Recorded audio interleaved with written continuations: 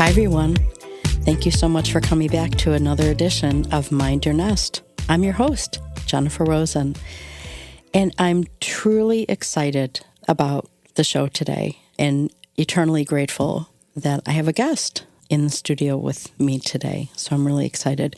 But first, a new tradition that I just came up with and I donated to the studio here is I donated a weighted hula hoop. And just want to let you know that I started out loosening up with about 10 to 15 minutes on the hula hoop. So we're all good to go. Sitting down, cozy in this amazing padded studio.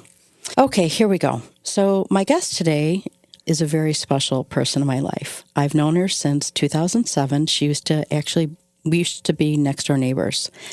Robin Depeder, welcome. Thank you, Jennifer. I am honored to be here and to be your guest. So a little bit about Robin. So Robin and I, as I said, we lived next door to each other for several years, and we had spent a lot of time talking in front of our houses, on the sidewalk. I'd see Robin walking in the morning, and we only got together one time in Robin's backyard for a glass of red wine. I was busy working and being a single mom to my kids, and same with Robin. So we're going to get to how we reconnected in Florida. So I'm going to give you a little bit of information about Robin, just so you can have a little bit of backstory and how she got to Florida and how she is really embracing the Florida vibes. So Robin has been in the real estate business for over 20 years back in Chicago. She has over 20 years of success selling luxury condos in the Chicago area. And she brings her Midwestern business values to the South Florida, a vibrant luxury home market. So back in Chicago, she still has a thriving business, and now she's affiliated with Douglas Elliman Real Estate in Fort Lauderdale. She's mom to Daniel, who is 28 and recently got married to his high school sweetheart, which, you know, having known Robin for so many years personally, it's just lovely to hear, you know, that he found his love. So mazel tov to Robin on raising her son, and he's on his way with his life. So I'm going to give you a little bit of backstory about how Robin and I reconnected in Florida. And then, Robin, why don't you can jump in as I start telling the story if I'm missing any details. You got it, Jen. Okay.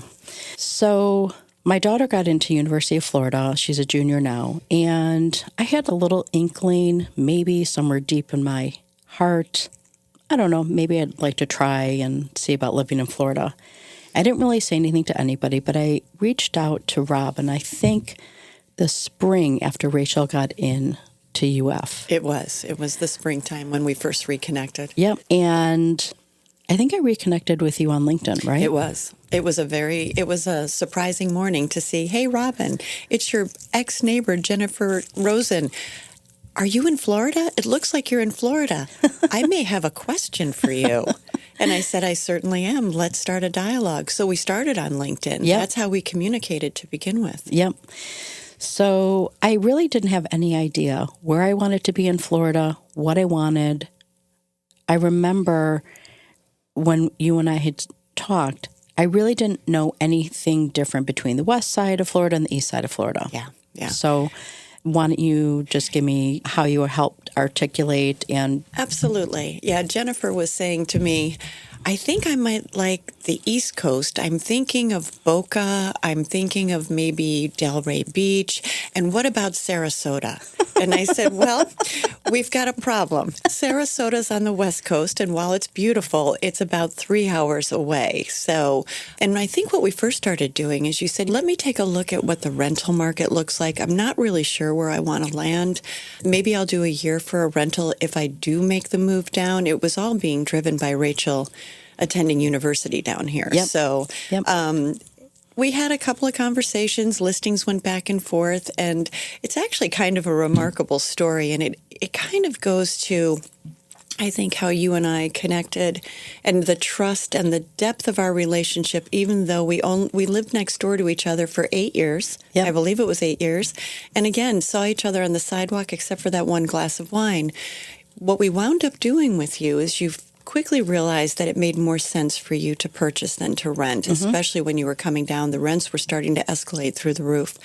And you said, and I think I like this area, the Boca del Rey area. So we explored a couple of properties in Delray, and we actually did it on video. Yeah. Because you were not able to come down. We walked through on video. We had a friend join us. Yep.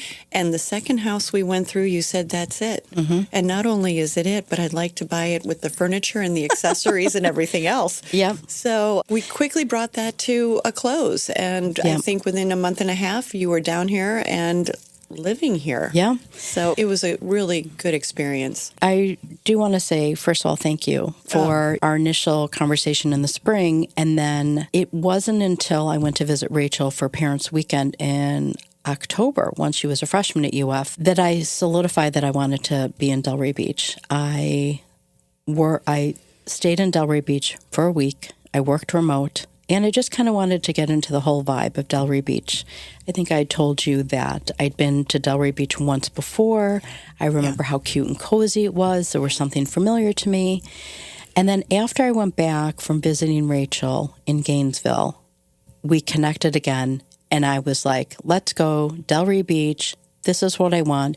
And from what I remember, I don't know, maybe I'm embellishing, that I said, Robin, let's do Delray Beach. And for shits and giggles, let's see if there's anything on the market, and let's see if I could afford anything. Right. And then that's how everything unfolded in unbelievable speed. Yes. I think it's helpful, number one, for people to know that about me and Robin is I think we're pretty good judges of character, given who we are personally and professionally. And Robin alluded to, even though we didn't have so much time truly building our friendship and relationship, I think our commonality being full-time working single moms was just the foundation that put our friendship into this amazing trajectory. Yeah, I agree with that. Also, I would say in knowing you and coming to really have a deeper relationship with you as a friend over the last 3 years since you've been here, you are one of the most intentional people that I've ever met. When you set your mind to something, you go from 0 to 60 very quickly with laser focus and a very high purpose and intention. And so, thank you. Oh, you're welcome. And so I know that with this endeavor, you're also going to be a rock star. So when you set your mind to something, you're on it and you follow through. And that's a character quality that a lot of people don't have. A lot of people can talk the talk, but they don't walk the walk. And you do. Yeah. You absolutely do. I do my best. Yeah. And I definitely believe that it's part of who I am as a foundation and my values, my beliefs, my soul, where I came from, all of those things. I also know that it's completely elevated by you and the other people in my life who have brought so much joy and friendship and love and caring and consideration.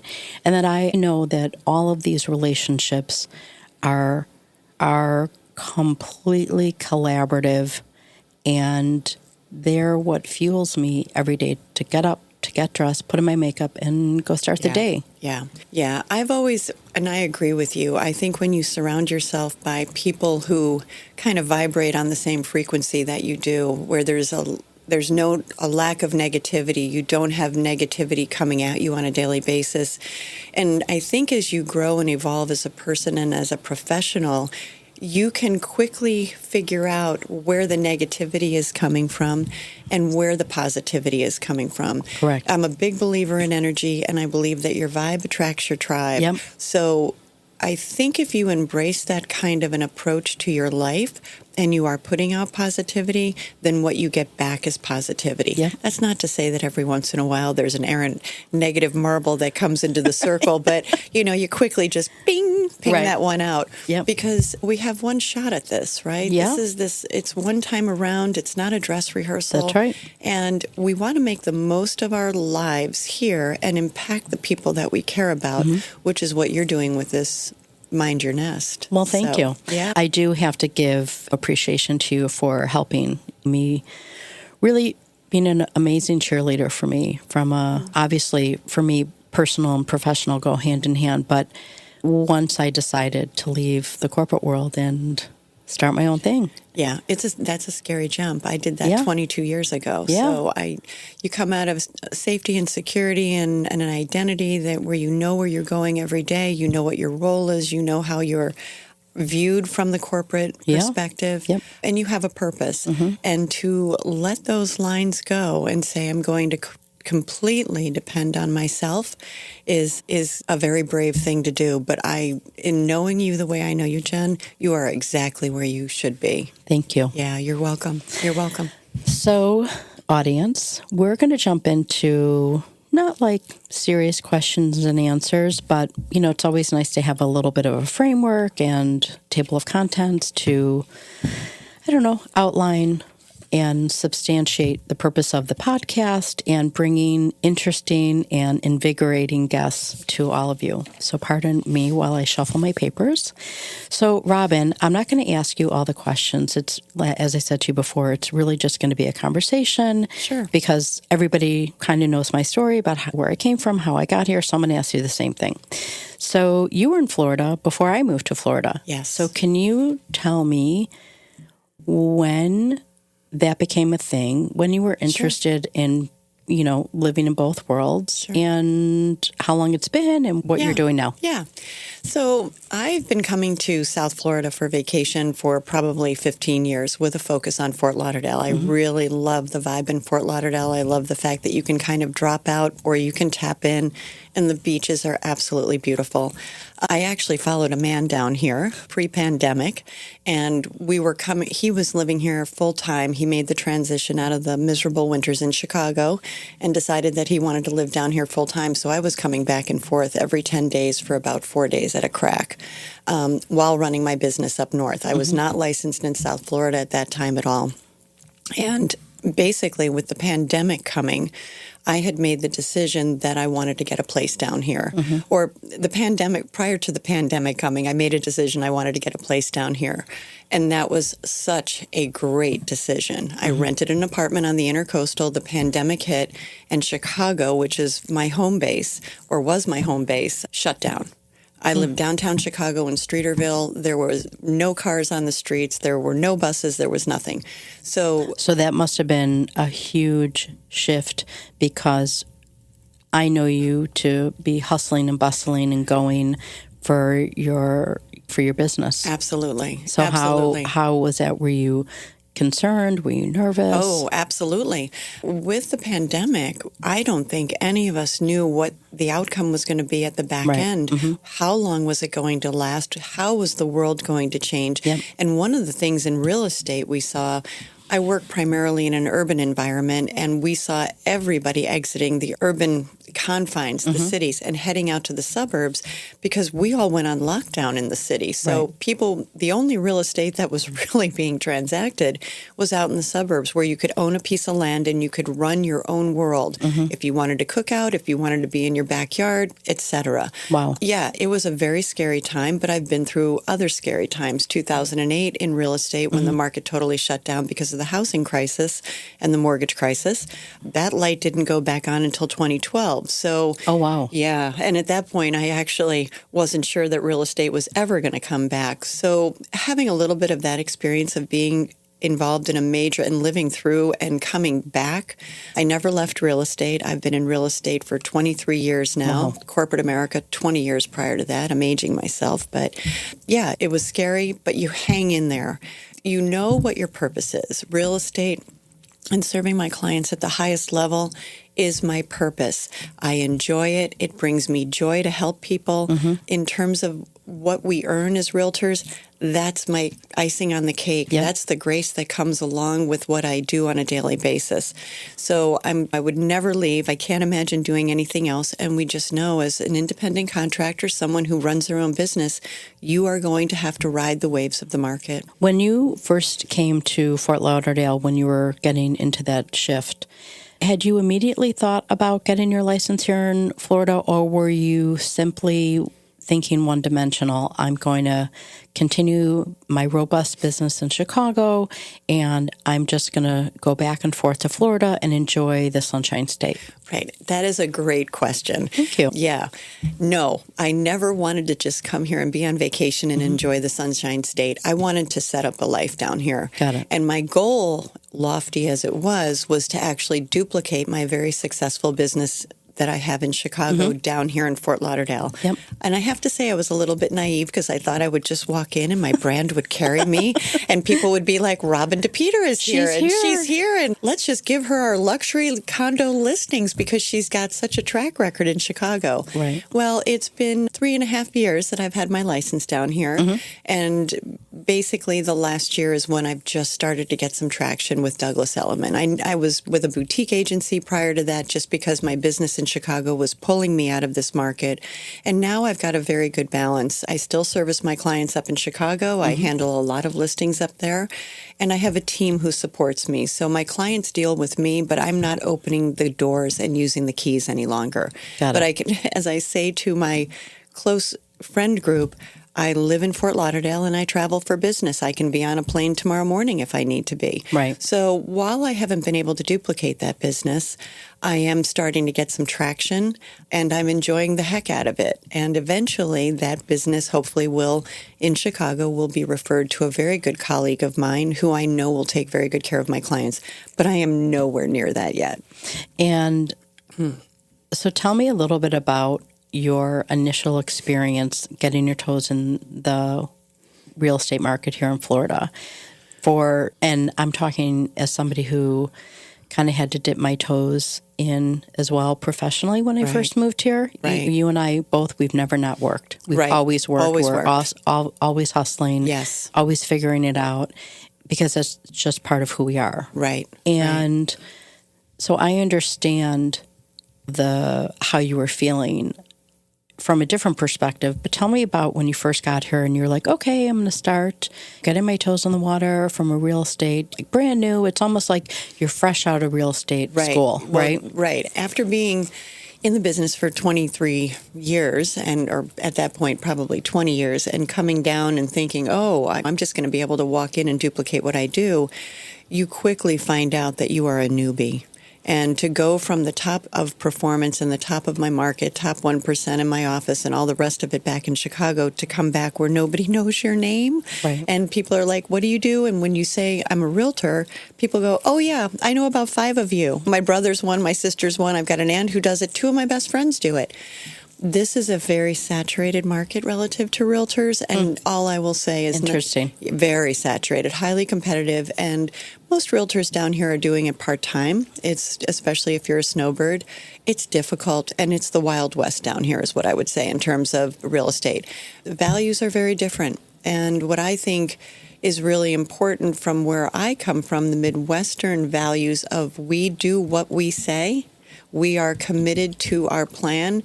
That's not the way things always roll down here. So I've hit a lot of speed bumps along the way in trying to get my business launched. But I think part of the key to my success will be being affiliated with a national brand versus a boutique. So, yeah, again, it's a lot of marketing. You and I have talked about this. It's creating a brand, getting a logo, creating a brand, getting your business cards done, talking to people, networking with people. This is what I'm doing. Yep. Being excited in the moment to talk to people about what you're doing will carry you so much further than a postcard that arrives blindly in somebody's mailbox. Yep. And, yeah, what you're doing with the podcast is fabulous. So, thank you. You're welcome. So I remember when I first decided to leave the business world and I joined the chamber, the Delray Beach Chamber of Commerce, and I know how important networking has been in an authentic way. You're not networking just to hand out cards and to say, oh, I met 33 people today. Right. Or we're not looking to network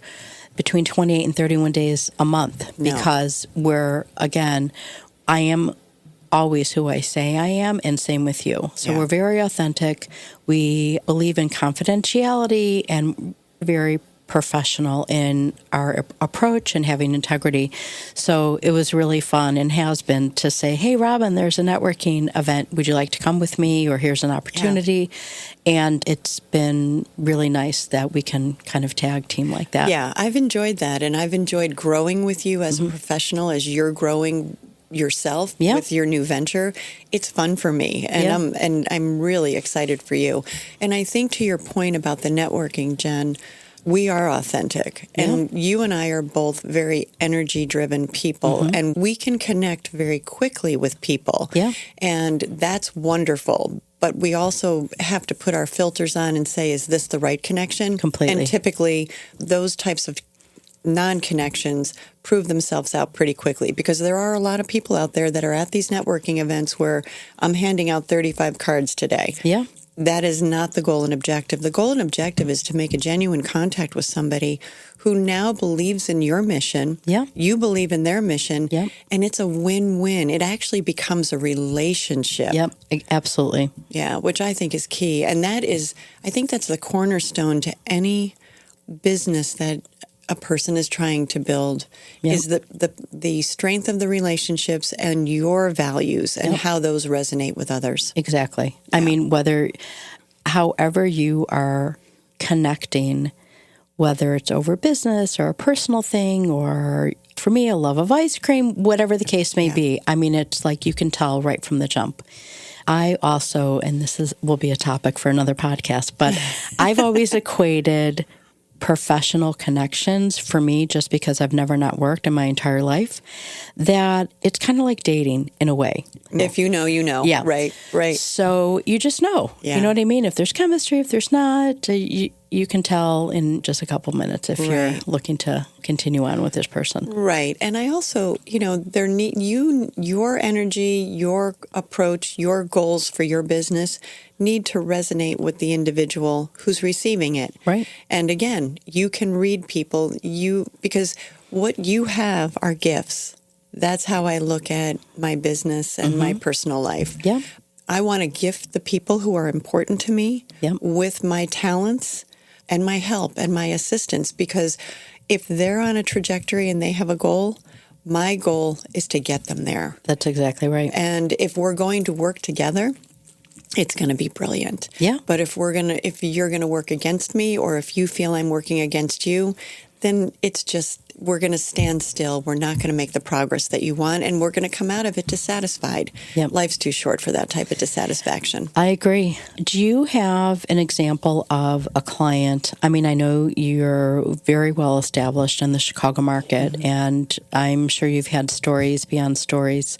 And does one stick out in your mind, maybe early on in your career or later, it really as a seasoned professional, that really kind of had you bending your body in different directions that you had no idea you can bend? Every day is a challenge in real estate. I've told a few people, I'm kind of like a short order cook. Yeah. The tickets come up on the wheel, spin it. I don't know if it's going to be scrambled eggs. I don't know if it's going to be pancakes, if it's a burger. I'm not love quite that. I don't. It's like, just spin the dial. What's the next ticket? What's the next ticket? I have to say, I've had a myriad of experiences, and most of them really, really good. Otherwise, I wouldn't still be in this business. It would have kicked me out, and that's what happens to most people.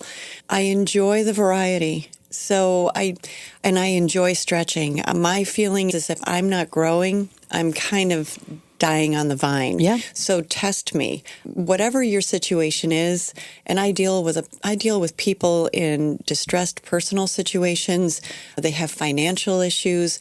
And then, of course, I get the people who are able to walk in and drop $6.6 million cash on a property, which is, when you have that day, you're just doing that little happy dance. And I'm sure I could hula hoop for about 35 minutes with that one. I was so excited for you. Okay, so tell us about that, because how that happened. Yeah, that was I was brand new to Douglas Elliman at the time. It was a year ago. And I have a very valued client that I've worked with up in Chicago who bought a property down in Coconut Grove.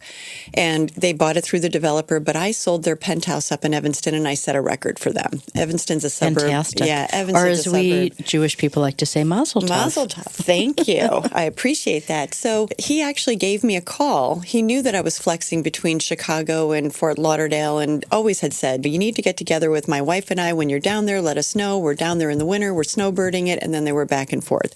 So basically, I get a call from him one day, and he says, I need to talk to you about some pricing. And he said, it's not on anything in Chicago. It's down in Miami. I said, okay. So we started laying out, we're going to be changing our lifestyle. We're actually going to be leaving the country for a couple of years. So while we love this beautiful condo that we've just closed on, we're going to sell it. And I'm talking to a few realtors, and they've given me some pricing, and I want to bounce that off of you. And I said, hup. Stop right there. I said, why are you talking to a couple of realtors and calling me about pricing? I said, why are you not talking to me?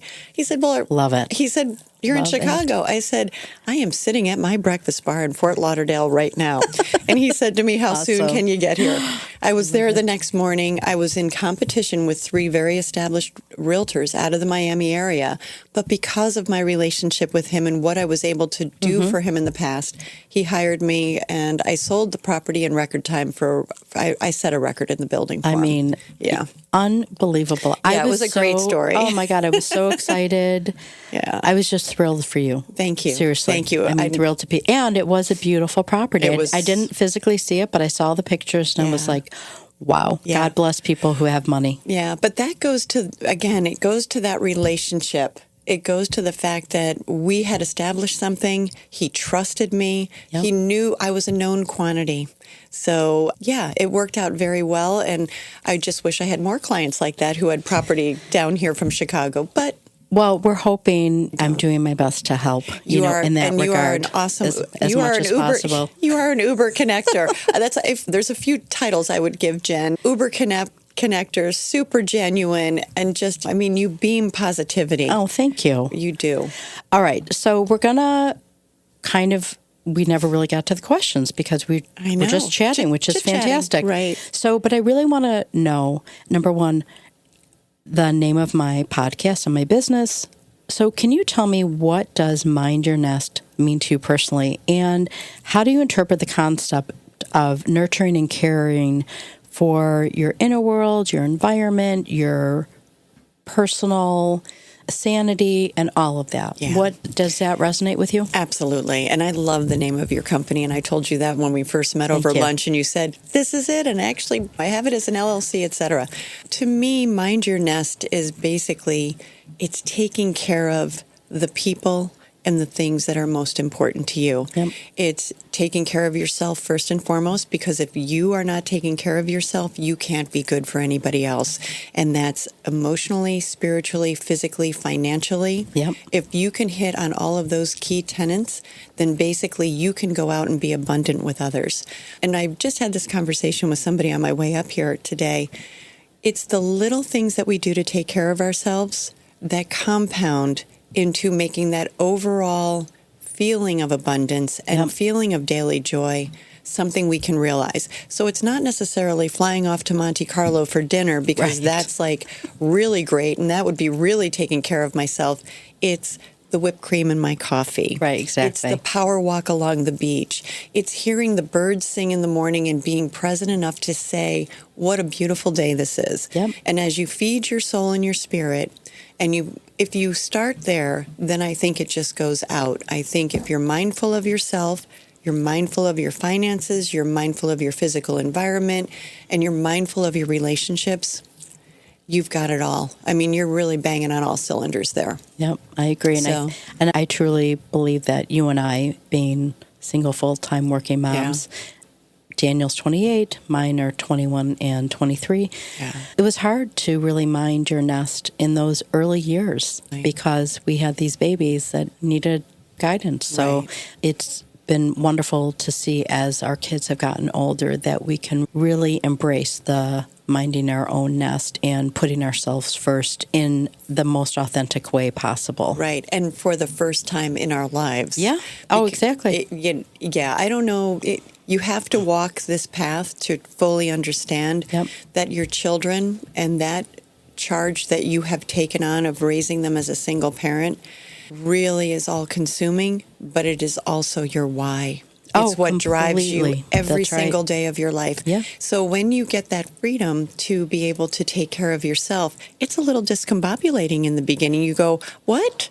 Right. Me, I matter now. Right. But once you embrace it, you're off to Watch the out. races. That's right. You're like, wait a minute, it's just not a 30-minute manicure. I get all of it. All of this it. This is amazing. Yes, absolutely. All right, Robin, I thank you. Oh. I mean, this time went by so fast. I can't believe we're at the end of it. Were you nervous? No, not at all. I mean, this just is like talking sitting with down a friend. It's like you and I sitting down and having a lunch together. It is. It's been brilliant, and I am so honored to be your guest. I really am, and First, I thank you so. number one. I can't Number believe one. I didn't know if you were going to edit that out or not. No, so I didn't want to say first guest. Number one, and I was so happy. Yeah. I'm like, I know who it's got to be. You're amazing. All right, everybody, we've come to the end of the show. I know, sad as it is, but I hope you, I don't know, laughed a little bit, giggled at our humor back and forth, maybe learned something, and most of all, just enjoyed the ride.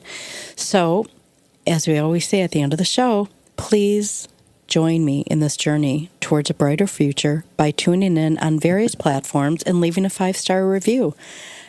This podcast emphasizes courage, belief in oneself, and the power of shared experiences and resilience.